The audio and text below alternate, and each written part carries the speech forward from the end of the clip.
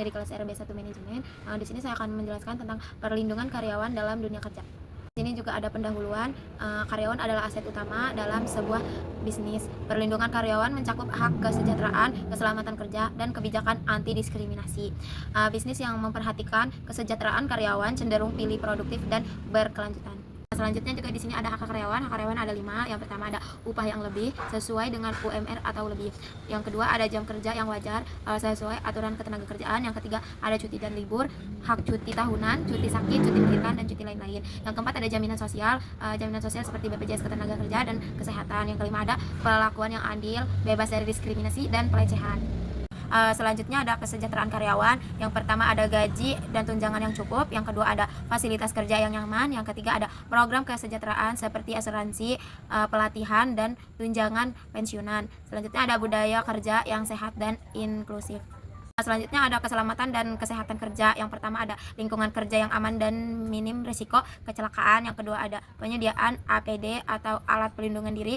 Yang ketiga ada pelatihan keselamatan kerja bagi karyawan. Yang keempat ada tindakan darurat dan asuransi kecelakaan kerja.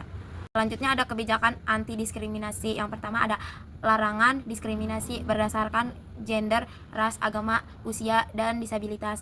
Yang kedua ada kesetaraan kesempatan dalam promosi dan pengembangan karir. Ketiga ada kebijakan anti pelecehan di tempat kerja.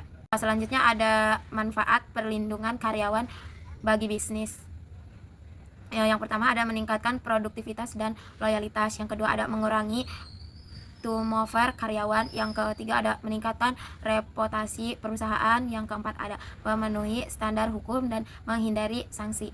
Di sini juga ada studi kasus. Studi kasusnya itu ada tentang perusahaan yang berhasil menerapkan perlindungan karyawan, misalnya Google atau perusahaan lokal yang dikenal memperhatikan kesejahteraan karyawan. Di sini ada kesimpulan. Kesimpulannya itu perlindungan karyawan adalah investasi, bukan beban. Perusahaan yang memperhatikan hak kesejahteraan dan keselamatan karyawan akan lebih sukses dan stabil. Penting bagi semua pihak untuk bekerja sama dalam menciptakan lingkungan kerja yang adil dan aman.